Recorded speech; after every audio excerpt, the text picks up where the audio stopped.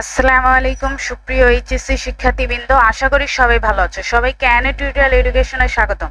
তোমাদের জন্য নিয়ে এলাম সুপার সাজেশন। যেহেতু আর মাত্র কয়েক ঘন্টা বাকি আছে, আমি এখানে কিছু ইম্পর্টেন্ট সৃজনশীল এবং সাথে এমসিকিউ দিয়েছি, তাই ভিডিওটি না টেনে একবার দেখে যাও। আচ্ছা দেখো, এইখানে সূচিপত্র দেওয়া আছে। আমি আমার প্রিভিয়াস ভিডিওতে সূচিপত্র দিয়েছি এবং কোন অধ্যায় থেকে কয়টা কোশ্চেন করবে সেটাও বলা হয়েছে। এখন জাস্ট তোমাদের আমি ইম্পর্টেন্ট সৃজনশীলের ক্যাটাগরি দেখাবো এবং সাথে এমসিকিউ, ইনশাআল্লাহ কমন পড়ে যেতে পারে। এই দেখো, অধ্যায় নাম্বার 1, তথ্য যোগাযোগ প্রযুক্তি, বিশ্ব ও বাংলাদেশ প্রেক্ষিত। এটা ঢাকা বোর্ড 2023-এ আসছে, সো এটা স্কিপ করলেও করতে পারো। তারপর দেখো 2 নাম্বার, চট্টগ্রাম বোর্ডে আসছে। এটা একটা ইম্পর্টেন্ট সৃজনশীল, স্পেশালি ক নাম্বারটা। এগুলা তো হচ্ছে তোমার মাস্ট বি সবসময় ক আর খ, অনুধাবনমূলক এবং হচ্ছে তোমাদের অনুধাবনমূলক বলো আর হচ্ছে জ্ঞানমূলক বলো, এগুলা সাধারণত আসে। এই যে বায়ো ইনফরমেটিক্স, কারো যদি মনে হয় না আমি ক আর ঘ নাম্বারটা পড়বো না, মানে জাস্ট ধারণা নিব, তাহলে তোমরা একটা কাজ করতে পারো, ক আর খ নাম্বারটা ভালো করে পড়ে গ আর ঘ নাম্বার জাস্ট টপিক সম্পর্কে ধারণা নিয়ে যেতে পারো, যেহেতু এখন আর বেশি সময় নেই। আচ্ছা, আমি তোমাদেরকে দেখিয়ে দিচ্ছি। এই যে এই অধ্যায়ে হচ্ছে সৃজনশীলের সাথে ক নাম্বারে আলাদা করে তোমাদের জ্ঞানমূলক কোশ্চেনগুলো আলাদা করে দেওয়া আছে। এই দেখো, এটা 2 স্টার। ভার্চুয়াল রিয়েলিটি কি, ন্যানো টেকনোলজি কি, টেলিমেডিসিন কি, রোবোটিক্স কি, ক্রায়োসার্জারি কি, বায়োমেট্রিক্স কি। আচ্ছা, প্রথম অধ্যায়ে এগুলাই মোস্ট ইম্পর্টেন্ট এবং অনুধাবনমূলক। এই যে অনুধাবনের জন্য 5টা দেওয়া আছে। আর সৃজনশীলের সাথে এই যে বহু নির্বাচনী 1 নাম্বার, দেখো কম্পিউটার সংশ্লিষ্ট যন্ত্রপাতিকে সঠিকভাবে পরিচালনার জন্য নিচের কোনটি প্রয়োজন? 2, সফটওয়্যার প্রয়োজন। বিশ্বগ্রাম যুক্ত হওয়ার জন্য কোনটি দরকার? মোবাইল। বিশ্বগ্রাম ধারণার প্রধান উপাদান কোনটি? তথ্য।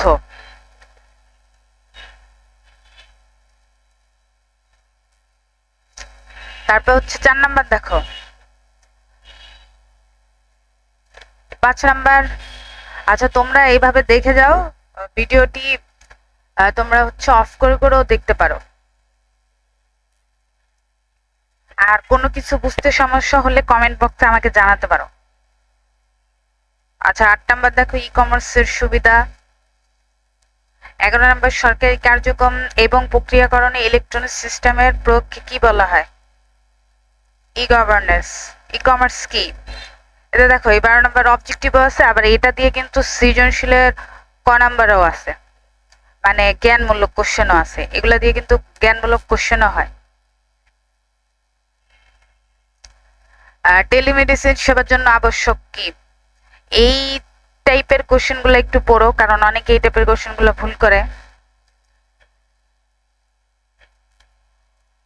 যে ভার্চুয়াল কম্পিউটার সিমুলেশন প্রয়োগের ক্ষেত্র কোনটি? ভার্চুয়াল রিয়েলিটি নিয়ে অনেক কোশ্চেন আছে এখানে।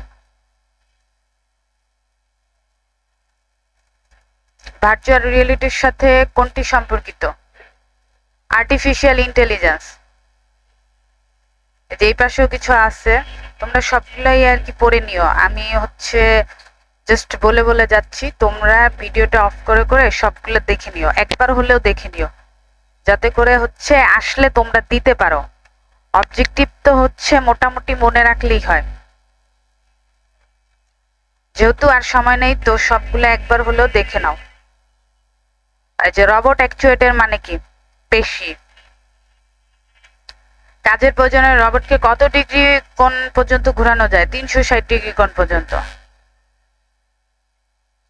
ক্রায়োসার্জারির তাপমাত্রার সীমা কত? -41 ডিগ্রি থেকে -196 ডিগ্রি সেলসিয়াস। তারপর এআই এর সম্পর্কিত দেখো 1, 2, 3, expert system, fuzzy logic, learning system, তিনটাই।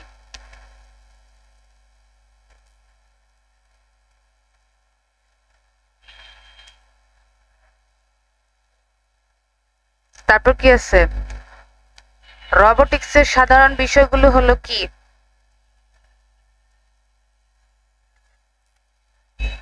2 ও 3, সাইকোলজি এবং লজিক্যাল সায়েন্স। আচ্ছা, কায়োসার্জারি ব্যবহৃত হয়, দেখো 1 নাম্বার মানে তরল হাইড্রোজেনও আর হচ্ছে তোমার আর্গন গ্যাসও ব্যবহার হয়। আর এদিকে কি আছে, ব্যক্তি শনাক্তকরণে নিচের কোনটি সর্বাধিক যুক্তিযুক্ত, আঙুলের ছাপ। বৈশিষ্ট্য অনুযায়ী জীবকে শনাক্তকরণের প্রযুক্তি কোনটি, বায়োমেট্রিক্স। বায়োমেট্রিক্সের আচরণগত বৈশিষ্ট্য কি স্টক। কোন বায়োমেট্রিক্সের সিকিউরিটি সবচেয়ে বেশি, ডিএনএ। কায়োসার্জারিতে ব্যবহৃত যন্ত্রপাতি হলো এই যে ক নাম্বার, ক্রায়োপার আর স্প্রে ডিভাইস। আর এদিকে হচ্ছে বায়োমেট্রিক্স প্রযুক্তি ব্যবহৃত হতে পারে জাতীয় পরিচয়পত্র, পাসপোর্ট, জন্ম নিবন্ধনে, 3টেই। যেখানে আরো কয়েকটা অবজেক্টিভ আছে, জাস্ট এগুলো একবার করে দেখে নিয়ে যাও, মনে রাখতে পারলেই হয়েছে।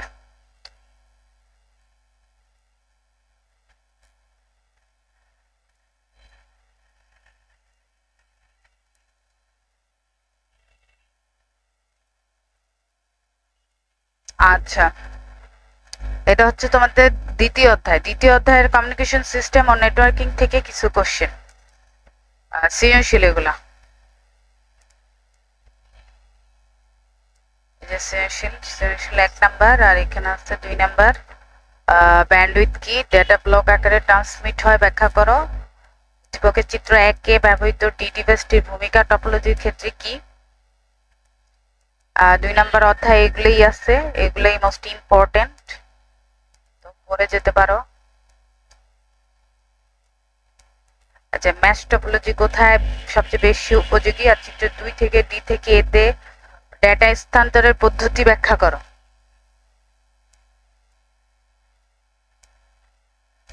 এই যে জ্ঞানমূলক কোশ্চেন আলাদা করে দেওয়া আছে।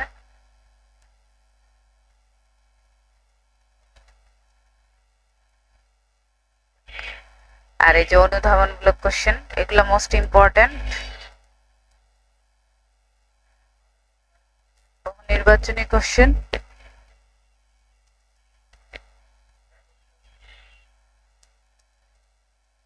আচ্ছা, তাহলে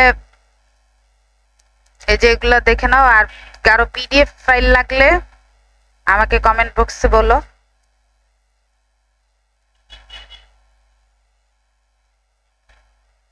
আচ্ছা, এগুলা তোমরা অফ করে করে, ভিডিও অফ করে করে দেখে নিও, কারণ ভিডিও লং হলে পরে আর তোমাদের ভালো লাগবে না।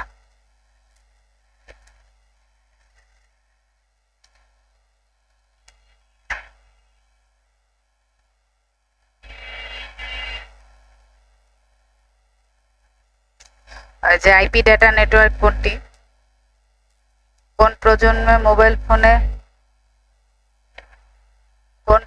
মোবাইল ফোনে এমএমএস এবং এসএমএস পরিষেবা চালু হয়েছিল।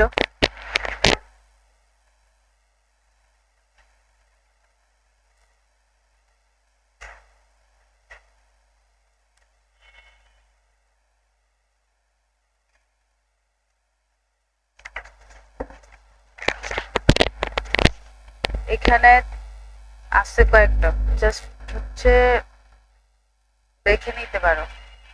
আচ্ছা, দ্বিতীয় অধ্যায়, আচ্ছা 3 অধ্যায়টাও দেখে দিই। তৃতীয় অধ্যায় দেখো, সংখ্যা পদ্ধতি ও ডিজিটাল ডিভাইস। এইখানের সৃজনশীল গুলা বেশিরভাগ হচ্ছে নিয়ম জানতে হবে তোমার। নিয়ম জানলে তুমি হচ্ছে পারবা এগুলা, যেমন লজিক্যাল ফাংশন, তারপর বাইনারি পদ্ধতি, এগুলা জানতে হবে। এই যে দেখো, কাউন্টার কাকে বলে, বাইনারি ও বিসিডি 1 নয় ব্যাখ্যা করো। উদ্দীপকে প্রদত্ত লজিক ফাংশনটির সত্যক সারণী তৈরি করো। সরলীকৃত মান শুধু ন্যান্ড গেট দিয়ে বাস্তবায়ন করো। হ্যাঁ, এগুলো কিন্তু আসে। তারপর হচ্ছে কি, চিহ্নযুক্ত সংখ্যা কাকে বলে। আর এটা দেখো বরিশাল বোর্ডে আসছে, যে বাইনারি পদ্ধতি। তো তোমরা বাইনারি থেকে হেক্সাডেসিমেল, তারপরে হেক্সাডেসিমেল, অক্টাল, এগুলা তো পারবা। এগুলা ম্যাথগুলো ভালো করে করো, এই চ্যাপ্টারটা ভালো করে করো, যাতে হচ্ছে এই চ্যাপ্টার থেকে 2টা কোশ্চেন আসবে, এই 2টা কোশ্চেন যাতে তোমরা দিতে পারো, কারণ বাকিগুলো একটু সাজায় গুছিয়ে লিখতে হবে। যে বাইনারি সংখ্যা পদ্ধতি কি, ARC8II কি, ইউনিকোড কি, বুলিয়ান ধ্রুবক কি, মৌলিক গেট কি, অনুধাবনমূলক। আর এই যে দেখো এখানে সৃজনশীলের সাথে তোমার বহু নির্বাচনী প্রত্যেকটা চ্যাপ্টারই দেওয়া আছে। কুড়িভিত্তিক সংখ্যা পদ্ধতির প্রচলন কোন সভ্যতায় শুরু হয়? মায়ান। অ্যান্টি ফ্লিপ ফ্লপ দ্বারা গঠিত একটি কাউন্টারের মলিউলাস কি? এন। নন পজিশনাল সংখ্যা কোনটি? ভি। আচ্ছা, চিহ্ন বিট কয়টি? একটি। কোন সংখ্যা পদ্ধতিতে সর্বমোট যতগুলো অঙ্ক ব্যবহার করে তাকে কি বলে? বেস বলে। এটা নর্মাল, মানে হচ্ছে তোমার বেসিক, এগুলা বেসিক জানলে। আর এই দেখো এগুলা ম্যাথ। 17 এর পরের সংখ্যা কোনটি? ঘ নাম্বার। বেশ, এগুলো হচ্ছে ক্যালকুলেটরও বের করা যায়।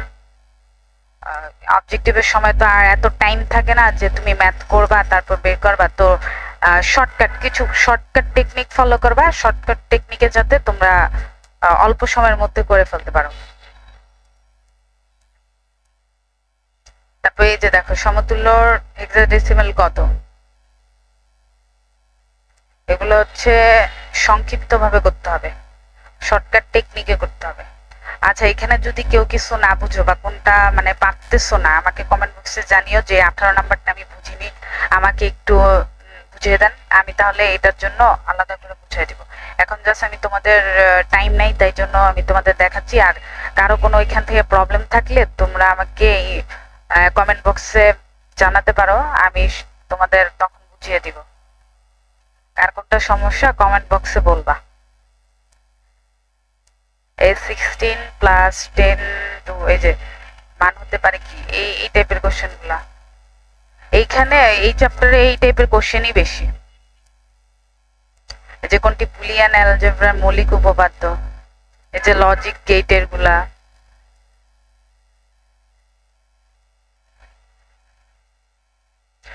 আসলে ভালো রেজাল্ট করার জন্য অনেক পড়তে হবে, পড়ার কোনো বিকল্প নাই, তবে বুঝতে হবে কোনটা ইম্পর্টেন্ট, কোনটা আনইম্পর্টেন্ট, কোনটা বেশি পড়া যায়, কোনটা কম পড়া যায়। এই তবে হচ্ছে প্রচুর পড়তে হবে।